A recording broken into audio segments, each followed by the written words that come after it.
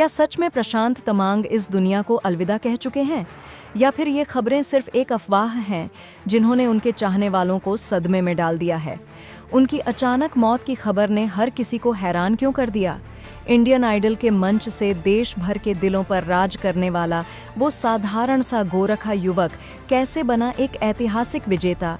और आखिर क्यों गोरखा समुदाय उन्हें सिर्फ एक सिंगर नहीं बल्कि अपनी बेटी की तरह मानता है? प्रशांत तमांग की जिंदगी, संघर्ष, शोहरत और उनसे जुड़ी सच्चाई के हर पहलू को जानने के लिए वीडियो के आखिर तक हमारे साथ बने रहिए दोस्तों। जैसा कि आप सभी जानते हैं, इंडियन आइडल सीजन के विनर, मशहूर सिंगर और एक्टर प्रशांत तमांग अब हमारे बीच नहीं रहे। 11 जनवरी की सुबह यह खबर सामने आते ही नेपाल से लेकर दार्जिलिंग तक और भारत के हर कोने में उनके चाहने वालों को गहरा सदमा लगा। जानकारी के मुताबिक प्रशांत की मौत का कारण हार्ट अटैक बताया जा रहा है। बताया गया कि उस वक्त प्रशांत दिल्ली के द्वारका इलाके में थे, जहां सोते समय उन्हें अचानक सीने में तेज दर्द और घबराहट महसूस हुई। उन्हें तुरंत अस्पताल ले जाया गया, लेकिन डॉक्टरों ने उन्हें मृत घोषित कर दिया। सबसे चौंकाने वाली बात यह है कि सिर्फ 43 साल की उम्र में इस दुनिया को अलविदा कहने वाले प्रशांत को पहले से कोई गंभीर बीमारी नहीं थी। उनका जन्मदिन कुछ ही दिन पहले मनाया गया था और वह अरुणाचल प्रदेश में एक प्रोग्राम में परफॉर्म करके दिल्ली लौटे थे।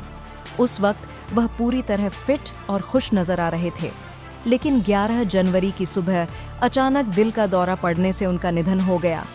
इस दुखद खबर की जानकारी सबसे पहले प्रशांत की पत्नी माथा ने अपनी मां को दी। इसके बाद इंडियन आइडल के दिनों के उनके सबसे करीबी दोस्त और रनर अप रहे अमित पाल को फोन किया गया। अमित पाल ने ही सबसे पहले सोशल मीडिया पर प्रशांत के निधन की खबर शेयर की।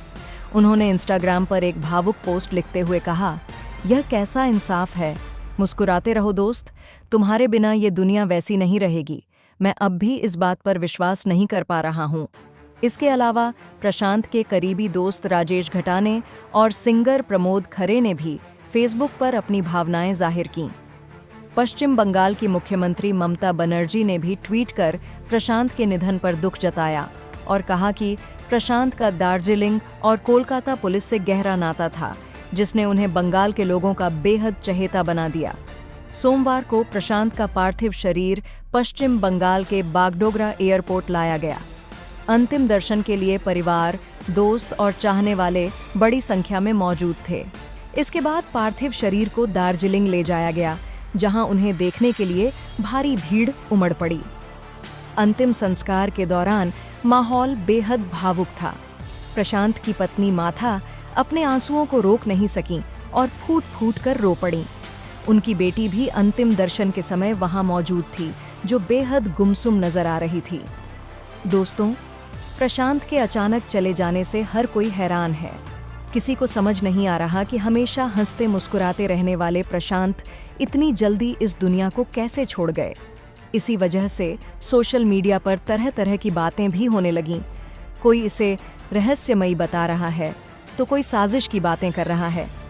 इन सब अटकलों के बीच प्रशांत की पत्नी माथा ने अपनी चुप्पी तोड़ी। उन्होंने साफ कहा कि प्रशांत की मौत पूरी तरह से नेचुरल थी। उन्होंने नींद में ही दम तोड़ा और उस वक्त वह खुद उनके साथ मौजूद थीं। इसमें किसी भी तरह की साजिश या रहस्य जैसी कोई बात नहीं है। माथा ने लोगों से अपील की कि कृपया अफवाहों पर ध्यान न दें। उन्होंने कहा, आप लोग जैसे पहले प्रशांत से प्यार करते थे, वैसे ही अब भी करते रहिए। वह एक बेहद अच्छे इंसान थे और मैं चाहती हूँ कि लोग उन्हें इसी रूप में याद रखें। साथ ही माथा ने उन सभी लोगों का धन्यवाद किया जो इस मुश्किल वक्त में उनके साथ खड़े रहे। लेकिन दोस्तों, क्या आप प्रशांत और माथा की लव स्टोरी के बारे में जानते हैं?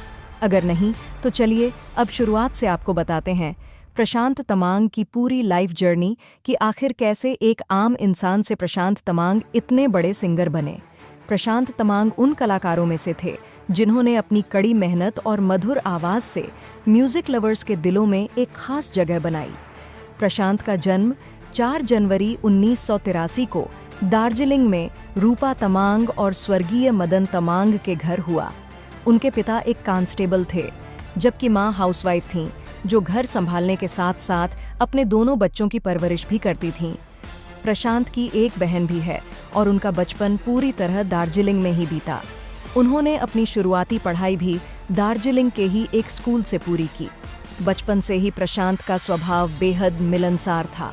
वह खुद भी हमेशा खुश रहते थे और दूसरों को भी आसानी से खुश कर देते थे।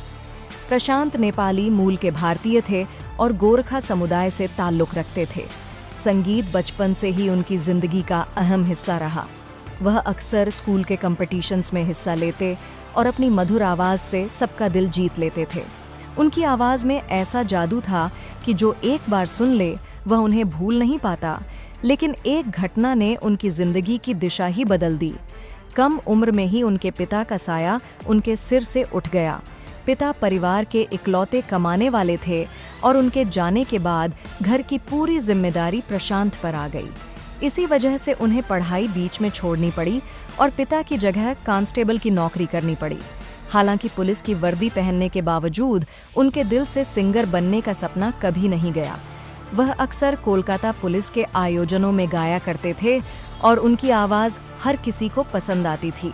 दोस्तों और सीनियर ऑफिसर्स ने उनके टैलेंट को पहचानते हुए उन्हें इंडियन आइडल में जाने के लिए मोटिवेट किया।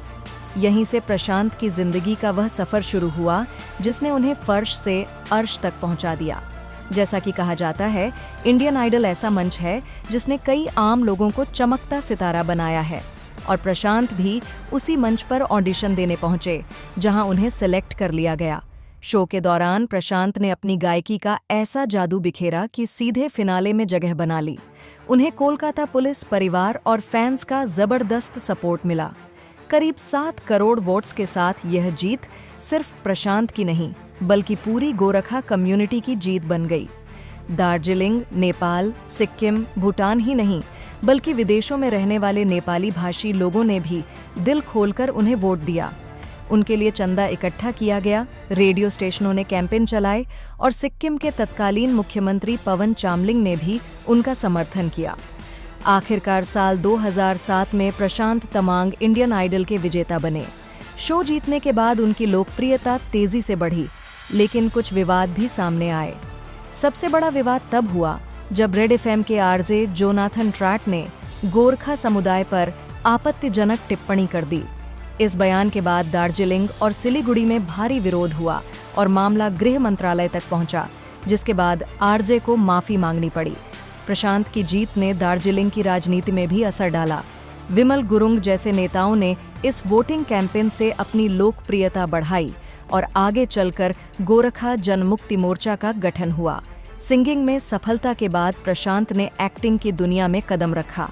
साल 2010 में फिल्म गोरखा पलटन से उन्होंने नेपाली सिनेमा में डेब्यू किया, जो ब्लॉकबस्टर साबित हुई।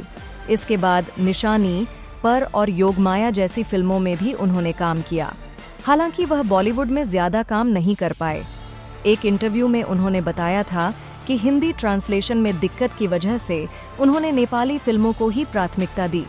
इस फैसले से कुछ फैंस नाराज भी हुए। फैंस की नाराजगी दूर करने के लिए प्रशांत ने OTT प्लेटफॉर्म पर रिलीज हुई वेब सीरीज पाताल लोक सीजन 2 में एक दमदार भूमिका निभाई। उन्होंने इसमें स्नाइपर का नेगेटिव किरदार निभाया, जिसे दर्शकों ने खूब पसंद किया। प्रशांत सलमान खान की फिल्म बैटल रॉयल वॉर्न का भी हिस्सा थे, जो उनकी आखिरी फिल्म होगी। वह इस प्रोजेक्ट को लेकर काफ़ी उत्साहित थे और दोस्तों से कहते थे कि उन्होंने इसमें अपना बेस्ट दिया है। अब अगर उनकी पर्सनल लाइफ की बात करें तो वह भी काफ़ी दिलचस्प रही। साल 2011 में उन्होंने माथा एली से शादी की। इनकी लव स्टोरी की शुरुआत 2010 के आसपास हुई थी। माथा एली, जिन्हें गीता थापा भी कहा जाता है, एक एयरलाइन में फ्लाइट अटेंडेंट थीं। वह नागालैंड की रहने वाली हैं और उनके पिता नागालैंड पुलिस में सब इंस्पेक्टर थे। माथा ने लिटिल फ्लावर स्कूल और लिविंगस्टोन हायर सेकेंडरी स्कूल से पढ़ाई की थी। साल 2010 में एक फ्लाइट के दौरान उनकी मुलाकात प्रशांत से हुई, जो दीमापुर जा रहे थे। पहली ही मुलाकात में दोस्ती हुई और यह दोस्ती जल्द ही प्यार में बदल गई। साल 2011 में सिर्फ परिवार और करीबी रिश्तेदारों की मौजूदगी में दोनों ने शादी कर ली। शादी के बाद प्रशांत और माथा दार्जिलिंग में बस गए। साल 2022 में दोनों एक बेटी के माता पिता बने, जिसका नाम आर्या है। प्रशांत ने बेटी की तस्वीर सोशल मीडिया पर शेयर कर अपनी खुशी जाहिर की थी। आज आर्या अभी बहुत छोटी है, लेकिन उसके सिर से पिता का साया उठ चुका है। प्रशांत अपने पीछे करोड़ों की संपत्ति और लाखों चाहने वालों की यादें छोड़ गए हैं। आपका इस पूरी कहानी पर क्या कहना है? कमेंट करके जरूर बताइए।